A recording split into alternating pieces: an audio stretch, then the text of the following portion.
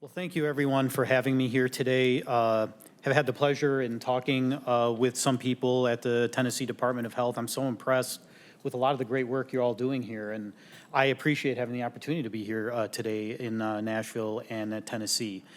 Thank you for the kind introduction. You heard I'm from the University of Minnesota. I'm going to apologize ahead of time for my accent.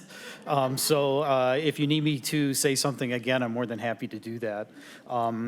And that goes for you, all of you online as well. So what are we going to do here today? You've heard two excellent presentations already that I think really provide a great overview of the state of the science as it relates to dementia, risk factors, potential treatment avenues, et cetera. And I was asked today to really talk about the context of how we care for people living with dementia, and specifically caregiving. The focus here today when we're talking about caregiving is really sources of unpaid care for people living with dementia. Most often these are family members, but that's really the focus here today. So I'm going to start by providing an overview of what does dementia caregiving in the United States look like. A lot of this is coming from the annual Alzheimer's disease facts and figures. I've had the privilege of authoring the caregiving section of this report. Boy, I want to say it's been 10 years now. It's been a while. But so I wanted to pick what I thought were some really compelling pieces of information from that to really lead to the second part of the talk, which is why should we care about caregiving? What does it matter in the context of public health concern? I think we've heard a fairly compelling case of why dementia and Alzheimer's disease itself is a public health concern, but is caregiving, and specifically dementia caregiving, a public health concern. And I'm going to try to make that case here today that it is. And if time permits, we'll talk a little bit about the Bouldin Public Health Center of Excellence on dementia caregiving. But in really the main objectives of today's talks are these first two aims. So I think it's always important, and I know these statistics fairly well, but it still surprises me when you really sit back and think about it, is how much unpaid care is the heart of long-term care in the United States. When I use the word long-term care, what's the first thing that usually comes to mind? The nursing home, right? Something like that, a care setting. That is not where long-term care is delivered. For older adults, not only in the United States, but worldwide. 83% of all the help provided to people who need it, who are older, come from these unpaid individuals. I'm going to use the term family caregivers because it's easier to indicate and label caregivers that way, but I certainly realize that caregivers aren't just family members or relatives, so I want to make that clear. Half of these individuals who care for an older person with a health need are doing so for someone who's living with dementia. Right now, and it depends on the statistic you look at, there's at least 11 million dementia caregivers in the U.S. I've seen some statistics that actually indicate it's higher. I really want to emphasize this next point. 16 billion hours of dementia care provided annually at a value of $272 billion. That's a lot of money. Why should I care? What does that mean? If you look at that value, that is basically 13 to 14 times the revenue of McDonald's in any given year. It's half the revenue of Walmart. So what does that tell you? It tells you how important and essential family care for those living with dementia are in the U.S. It is the core element of the long-term care system. So the question I want you to ask yourself is this sustainable? Can we continue to have families, other unpaid individuals, shoulder the burden of caring for those living with dementia? And, as I go through these subsequent slides, you're going to see, what are some of the health ramifications of caring for someone living with dementia. But keep that question in mind, because when we talk about caregiving as a public health concern, I would argue that is the core question that we as a society have to address. So why do people provide care? And the reasons are likely complex here, but the three main reasons, at least from national surveys, are number one, to keep someone at home. And that first item, this is from data that is a little older now. I bet you that percentage is even higher after COVID-19. So again, it's this overarching desire is I want my loved one to stay at home. Another reason, again, fairly self-explanatory, is those who live close to someone living with dementia are also going to be more likely to provide that hands-on care. And then this third one of perceived obligation, a sense of love and duty. You know, again, thinking of this from a public health standpoint, from a care provision standpoint, we often focus on the negative side of caregiving. Caregiving is stressful. It is depressing. You know, people are more likely to have negative health outcomes, more likely to have to give up work, et cetera, et cetera. When you talk to family caregivers directly, many of them don't think of their caregiving experience from that lens. They don't necessarily see it as it's this, you know, it's challenging and it's hard, but I'm also doing it because I love my mom. I love my dad. I'm doing this and I've gotten something out of this. So when we consider dementia caregiving as a whole, we have to understand that it is viewed and experienced much beyond the traditional biomedical lens of it is stressful, it is challenging, et cetera. Here are some key statistics I pulled from Facts and Figures that, you know, I wanted to go through some of these I thought were quite interesting. I also noticed some of these statistics in these very helpful handouts in your folder, which was nice to see. Caregiving is really the realm of women. 2/3 of all dementia caregivers are women. Over half are providing care to a parent or parent-in-law. Generally, around 4 in 10 have a household income of annual household income of less than $50,000. Many dementia caregivers actually live with the care recipient, but this statistic is interesting. 1/4 are what we call sandwich caregivers. They are currently involved in child rearing or some other type of care role within a family in addition to caring for a loved one with dementia.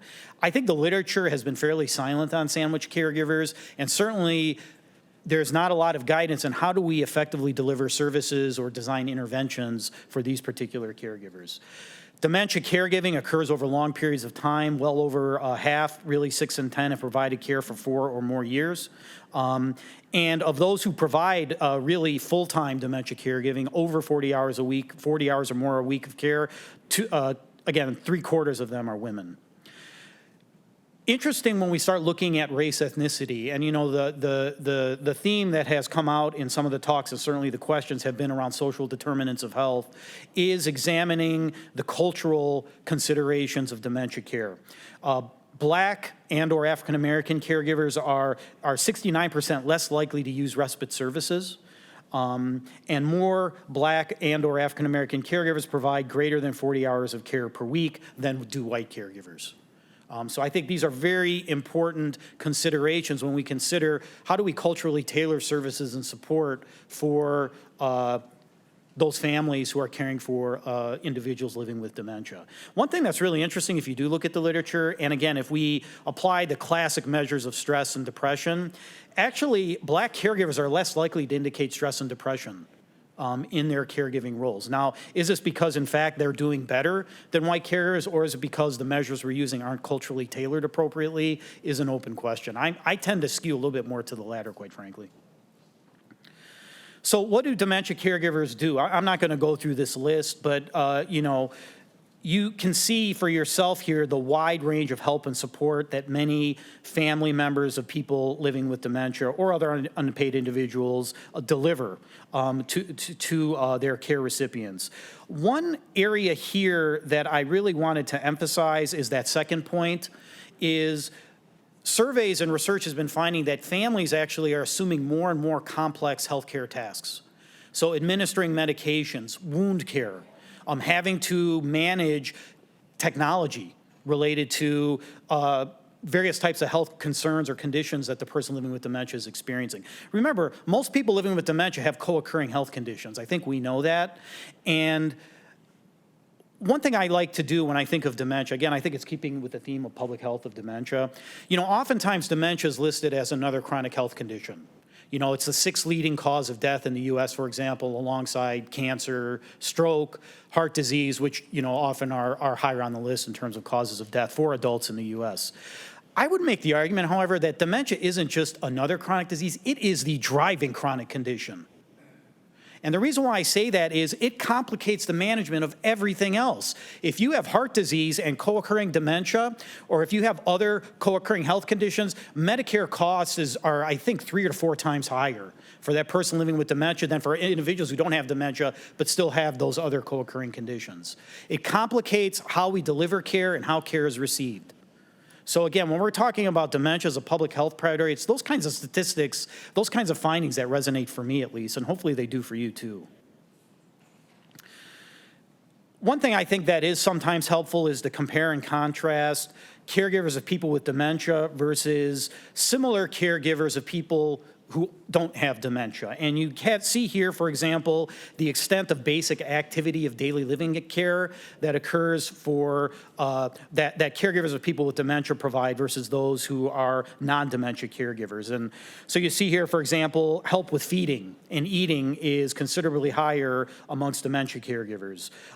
Helping the person living with dementia getting dressed or dealing with incontinence is fairly higher.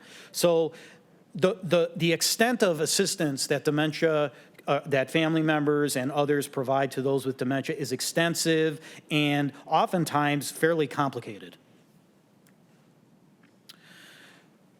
Oh, this is a mistake. We've already talked about duration of caregiving, however, so we can skip that.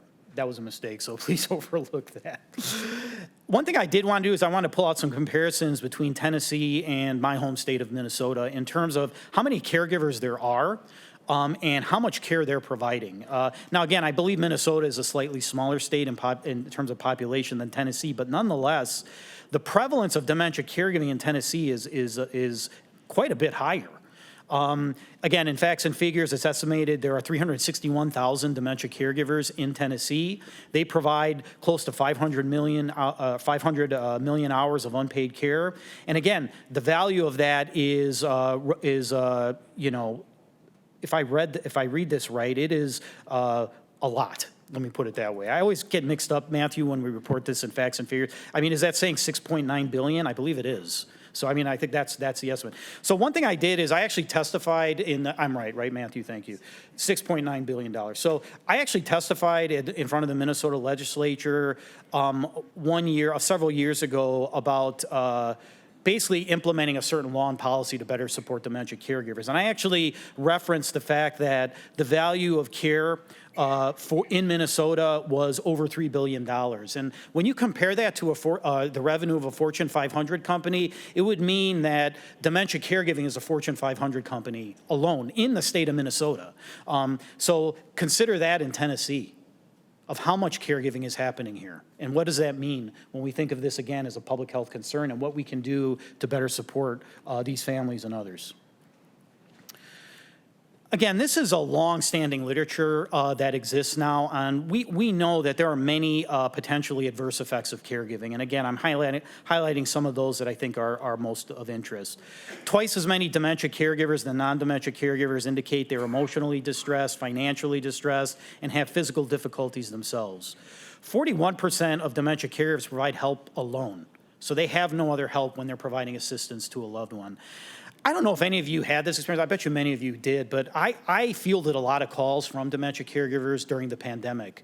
And what these individuals were going through, not having access to community-based supports because of the lockdowns, what was going on in nursing homes, the distress they were experiencing because they really had no other support.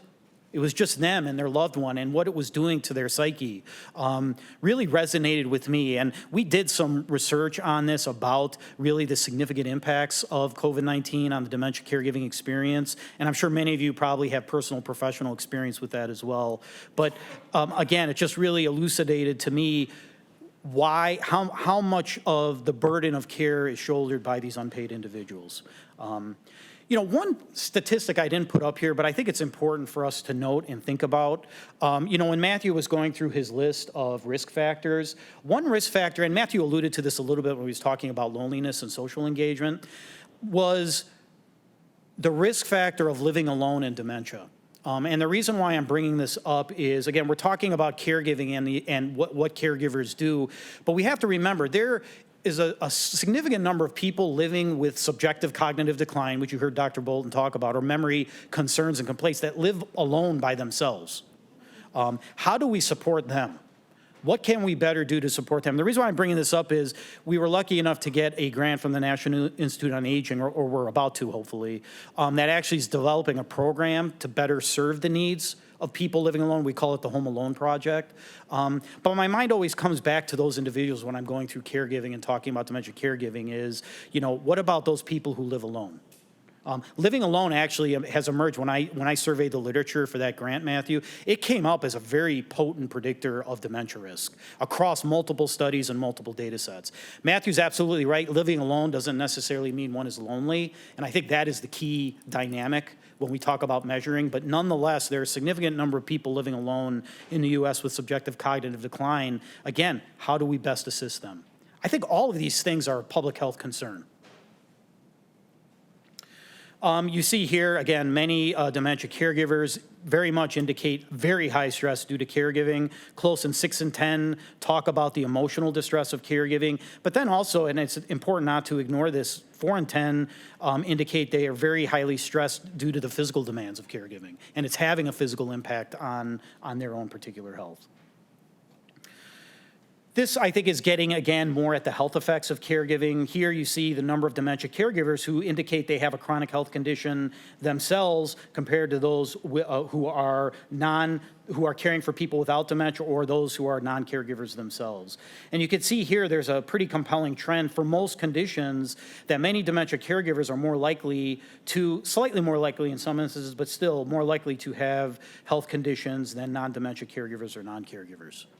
Matthew and I were talking a little bit again in this vein of risk reduction, and something we don't know, but I think would be kind of compelling and interesting to think about is, does being a caregiver put you at risk of dementia yourself because of potential prolonged periods of stress? We know from the point of diagnosis to death, people live with dementia roughly 6 to 8 years, but we all know that that is very much an underestimate. I have worked with many families, I'm sure many of you have, who have been providing care for 2 decades. I don't think that's that unusual, in part because of when the timing of diagnosis occurs. So again, with this prolonged care role, what kind of long-term health effects does it actually have on those who provide assistance? That's a question we don't know as well as I think we should. So again, let's do a Minnesota and Tennessee comparison and looking at the health effects of dementia caregiving. Again, this comparison of those reporting at least one chronic condition. It's over 2/3 in Tennessee, where it's a little bit over half in Minnesota. Similar for those reporting depression, roughly 1/3. Slightly more when you're talking about poor physical health. So clearly, I think the findings are fairly compelling to make the argument that dementia caregiving is highly prevalent in Tennessee, and it is one that is a public health concern because of the health effects and ramifications of that role. So we've talked about health effects, we've talked about the stress and other issues related to dementia caregiving, but what about other aspects of life that dementia caregiving could disrupt? And one area we know that can have a very potent impact, dementia caregiving have a potent impact on, is work and work disruptions. And you can see here, 6 in 10 dementia caregivers have to go in late, leave early, or take some time off due to caregiving. 8% versus 4% of non-dementia caregivers had to turn down a promotion. 7% lost any benefits. And when you sum all of these together, it's well over 6 in 10 dementia caregivers indicate some type of disruption to their work life. This has not only, it has to some extent public health ramifications, but it certainly has ramifications from a work productivity standpoint. When you have, again, a high number of people providing care to someone living with dementia who also have to work, but are being disrupted because of that work, and in all likelihood also earning less income because of that. That's not good for society in general, I think we would argue. Okay. So what can we do to help support dementia caregivers? And I think the literature and in terms of the overall efficacy of this varies, but again, it's seeing efficacy through the lens of the randomized controlled trial. Doesn't always tell the whole story, as Matthew had mentioned. Here you see some of the various types of approaches of what we can do to better support dementia caregivers. And they range from respite, so providing time off and relief from care, to a wide range of other types of sources: counseling, psychotherapeutic support, multi-component approaches where you combine various elements. And this is just a snapshot too. I acknowledge there are other types of approaches that we can do to help support caregivers. But I ask you, do you feel your community or state is doing enough to support dementia caregivers? Are you implementing evidence-based, evidence-informed approaches to support caregivers? This, again, I would argue is a key, should be a key focus of public health when we're talking about dementia caregiving and how we best support them, okay? Now, again, one of the things, Matthew talked about the BOLD Act, and, again, we're very excited to be directing the Dementia Caregiving Public Health Center of Excellence at Minnesota. One of the key elements, and I think Tennessee is doing this fairly well, a lot of other states aren't, and I would argue Minnesota, even though it's often seen as a leader in aging services and supports, hasn't done this as well, is how do you better integrate and link public health and what it does well with the aging service network, AAAs, other types of service providers. I've seen evidence of fairly good collaboration here in Tennessee, but I know in Minnesota, for example, it's fairly siloed work. Basically, anything related to dementia, that's the Aging Service Network. The Minnesota Board on Aging deals with that. Public health, we might do some infographics and other things or administer a survey, but by and large, anything dealing with, services and support, that's outside of our realm. I would argue that that is not a robust approach. The question was asked of Matthew, what can public health do?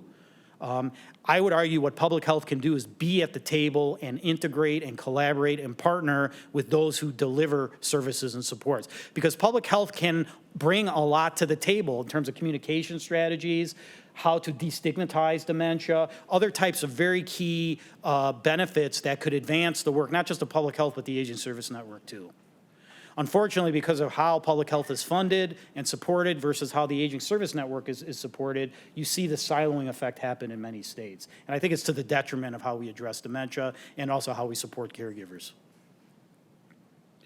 So let's pivot here. My apologies for the text bleeding over the header. But why is dementia caregiving an important public health priority? So I think these 4 or 5 points are pretty essential. This came out of a book that I edited in 2021 called Bridging the Family Care Gap. I know Matthew was going to offer his book for $40. Quite frankly, at this point, I might give you the book for free if you want it. Just ask me, get someone to read it. So, but in any event, one really great chapter amongst many in the book, a great group of authors, was by Bouldin, who also had some co-authors from the CDC. And these are the points she brought up in her chapter as to why dementia caregiving can and should be considered a public health priority. One, it affects the health of the population, including both caregivers and care recipients. The effects may be unequally borne by some members of that population. We talked about, for example, variations in dementia caregiving amongst Black and African American families. And I think you can look at it too from the standpoint of rurality. Urban dementia caregiving probably looks, and it does look very different than dementia caregiving as it's delivered in a rural setting, for example. There are strategies that can be employed to reduce these negative impacts, which are these evidence-based, evidence-informed dementia caregiving programs. And really, what this led me to raise a question after reviewing and rereading Aaron Bouldin and colleagues' chapter was, what can public health do to actually help dementia caregivers? So what can we do? Number one is to consistently measure the number of caregivers and document their experiences and health statuses. And correct me if I'm wrong, Chelsea, and everyone from the Tennessee Department of Health. One thing you do that I think is really cool is you are able to estimate the prevalence of dementia caregivers by county here, right? You've done it kind of in a community local area, or is it still relying on state data mostly? Still state data. But yeah, you were doing something.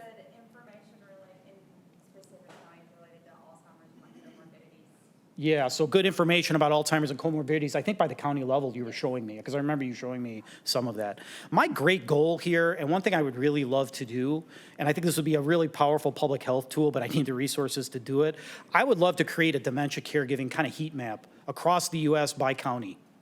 And the reason why I think that would be helpful is I would like to overlay prevalence of dementia caregiving with the availability, say, of hospitals, nursing homes, community-based long-term services and supports, other prevalence of other chronic conditions, to help us better identify which of our communities are potentially struggling the most with helping to support dementia caregivers. We don't have that level of refinement in data yet.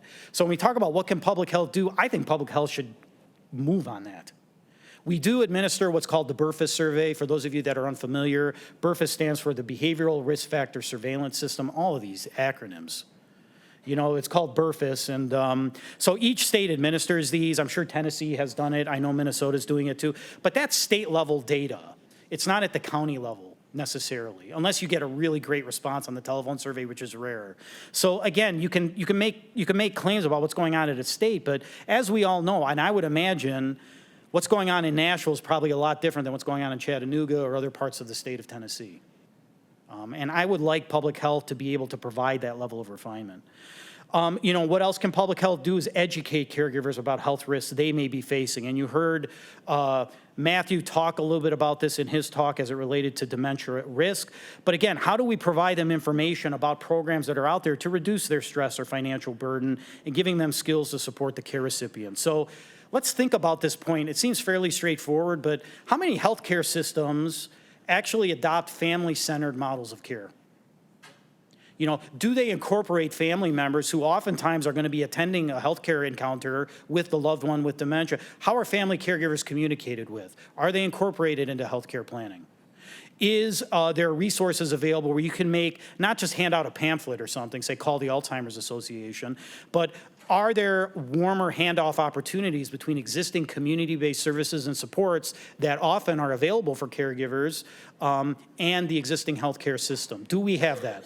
Do you have it in Tennessee? I would argue we don't really have it in Minnesota.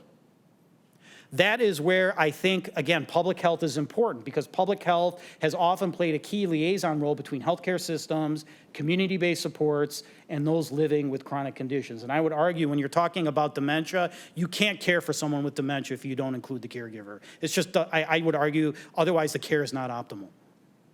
Maybe I'm too strident on that point and I'm biased, take it with a grain of salt, but that's really what I believe. And I think many good geriatricians and other care providers believe that too, or they should. And then finally, developing health-related awareness and education campaigns. And, I was writing down some reflections on the two, again, very excellent and interesting earlier talks. And, it's interesting when we talk about, okay, how do we motivate people to change? Clearly, you can see from the evidence here, we're really looking at really a matrix of healthy lifestyle behaviors probably going to be the pathway, albeit I would argue it's a fairly complex pathway to reducing dementia risk.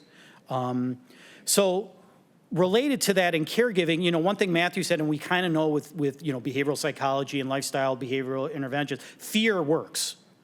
Do this, otherwise you will get this, like dementia. And maybe that resonates, but there's a flip side to that too. Is how much have we stigmatized dementia in this society? When you think of people living with dementia, it is not a positive image that comes to mind.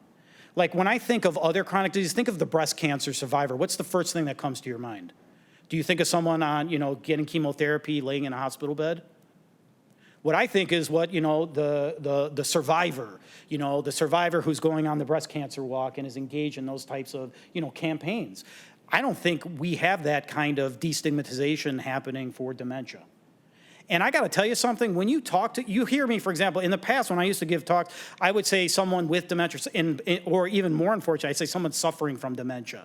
Sometimes we fall into that. When you talk to someone living with dementia, they still can voice preferences. They don't like hearing that. So again, how do we create and destigmatize dementia to lead to effective care action and support? I don't have the answer to that necessarily, and I think that's really what the Bold infrastructure is about. I think it's what all of us should be working towards. But we have to understand, and quite frankly, people living with dementia are getting more vocal about it. I mean, I can talk till I'm blue in the face to you about statistics and what we're doing in science and blah, blah, blah, blah, blah. But to be honest, people living with dementia, in some cases, they're starting to parallel what has happened with the disabilities community. They're taking matters in their own hands and advocating directly. That can be good in many ways, but again, how can we partner effectively with evidence to ensure that advocacy is maximized? I'm going to say something that might be unpopular, so I'm going to say it's coming from Joe Gaugler and nobody else. I would argue that's why Aduhelm got approved, because of advocacy. It wasn't because of the science. Many of you are familiar with the underlying science of Aduhelm, this new drug that went through this fast track approval. I think it occurred over 2 trials. It included roughly 3,400 people. I think there was only 20 African American, Black individuals across those 2 samples. There was 1 Native American, American Indian. So that in and of itself is highly problematic to go from that to full-scale FDA approval. But then also in terms of what efficacy was, how it was established, was questionable too. But again, from an advocacy standpoint, maybe this could work, we should fast track it so it could potentially help people, And I don't argue against that sentiment, but again, when you have advocacy absent good scientific rationale, I think it could sometimes lead down the wrong path too. And honestly, my opinion is that's what happened with Aduhelm. So right now, if you wanted Aduhelm, which isn't a drug, by the way, it's an infusion therapy, it costs around $56,000 a year to utilize. I don't think that statistic was provided earlier. But, and I saw some cost estimates. If that with FDA approval, usually the next logical step is what? Medicare coverage. Do you know what would happen if that was covered for everyone on Medicare? Basically, Social Security payments would have to go down in order to support Aduhelm. Really, and based on evidence that it doesn't really help everybody and not that well with a lot of adverse effects. Do you see what I'm saying? So that's the point here. This is where public health can be really important. Again, it could provide that liaison bridge between advocacy and science in an effective way. Okay? You see some other examples here. I won't go through these as much, but I think this last point is interesting, is assuring that people have access to information and effective programs. So if people have access to programs, ensuring that they're at least, I used evidence-based, but even evidence-informed, these interventions have documented some benefit for people, particularly dementia caregivers, providing caregivers the training to complete medical tasks or manage health behaviors, et cetera. So again, there's a lot of things we can do that can, vis-a-vis public health, that can address the needs of those who are caring for those living with dementia. So what are the next steps here? This came from Mike Splaine, who is a very well-known, expert and professional that has consulted consulted on many initiatives related to aging and long-term services and supports. He basically breaks down two groups of people. Number one, who don't see dementia caregiving as a public health issue. What are the steps we can take to actually make it look like a public health issue? And hopefully my presentation has also provided some support for that. This idea of continuing with data, this emphasis on caregiving as a health concern, which it is. You saw some of the statistics. Highlighting in public health e-news, really talking about the Bouldin infrastructure, et cetera, et cetera. Engaging with not only state public health association, I would actually go one step further than Mike did, but at the county level too. When I've talked to many county level public health officials, I mean, my sense is dementia just isn't on the radar at all, to the point where I think basic education related to dementia is needed. And maybe that is the first step, quite frankly. Why is dementia important, what it is, what are the risks, et cetera, et cetera. Okay. Now, if we're working with people who get it, what do you want to do about it? Here are some other examples of what can be done here. Engaging the consumer voice and policy process, for example, we talked a little bit about that. This second point is really important and critical, and this has come out as a major recommendation of a number of consensus reports, is right now electronic health records and healthcare systems, they don't identify who a caregiver is. And I made the argument to you that if you want to effectively care for someone living with dementia, you have to incorporate that caregiver in some way. But how can you do it if that person isn't identified in an electronic health record? And you ask, well, why does that matter? It matters if the person with dementia is then referred to specialist X, specialist Y, specialist Z. You have to constantly reconstruct what is the caregiving context like for professionals and others. And I would argue that can lead to gaps in care and to other problems and issues. We used to run a memory care clinic at the University of Minnesota. We were piloting it. It was a very cool clinic. It was led by a nurse practitioner. And we also had a marriage and family therapist there to address family issues, which always came up. The person was referred by primary care who had dementia. Guess who came along? Oftentimes multiple family members. They were often in crisis, arguing, conflict. We needed to have that level of therapeutic support in place too. And then third most, also really critically, we were lucky enough to have a geriatric pharmacist. And what she did was, at the beginning of that first referral, she would go through the drug list and start looking, should this person be on this and this? How many drugs do you think some of the people were referred to dementia at this clinic? Just throw out a number. 25. You're pretty much right. We had a high of 34. Tell me, in what world, for someone living with dementia, that being on 34 medications is at all helpful in any way? It's probably driving some of the cognitive decline and functional decline behavioral problems. It's related to that excellent question the gentleman brought up here related to deprescribing, with Aricept and some of those other drugs. And, so much of great geriatric care, and I would argue many of the principles we're talking about here in advancing care for people, it really comes from geriatrics, which is in short supply, unfortunately, now. which is really one key central point of geriatrics is really deprescribing. It's not prescribing, it's deprescribing. And, that question about deprescribing from Aricept, in Minnesota, prior to the pandemic, and we're hoping to start it up again, I started this new position in the School of Public Health in 2018, although as you can tell, I'm very much a Minnesotan. And one of my goals was I wanted to visit every county in Minnesota to provide dementia education and to engage with people living with dementia and their caregivers and healthcare providers too. I always find that this helps guide and ground the work we do so it has relevance and impact.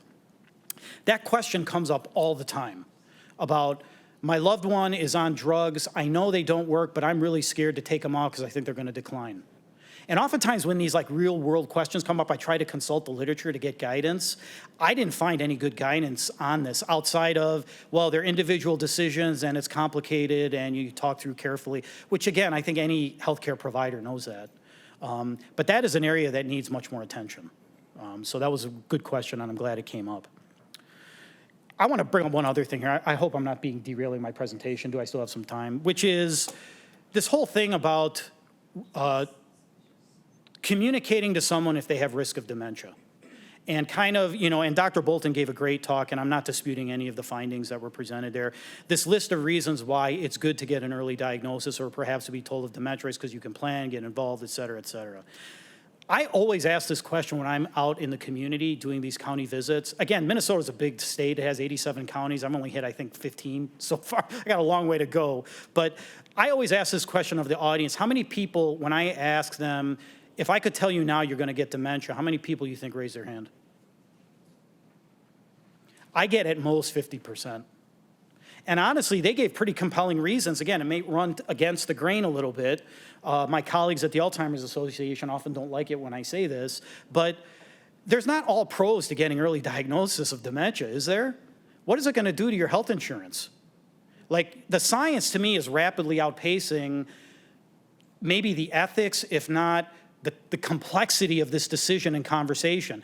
I have had people in my studies, a younger gentleman, I remember, he might have been in his early 60s, he was diagnosed with dementia. His employer found out about it, he had to quit his job. Again, we've talked about the stigma of dementia, and what I'm afraid is happening is we're going to get to the point where we can identify people at high risk for dementia at the preclinical stage. That's probably, if you asked and left this conference wondering what is one of the great scientific breakthroughs of dementia, I argue that's one of them. Our ability and much greater accuracy now to be able to identify people before they even show symptoms of dementia. Okay? The problem with that is, what do you do with that information? How is it communicated? And what are the ramifications of that for the person living with dementia and their family?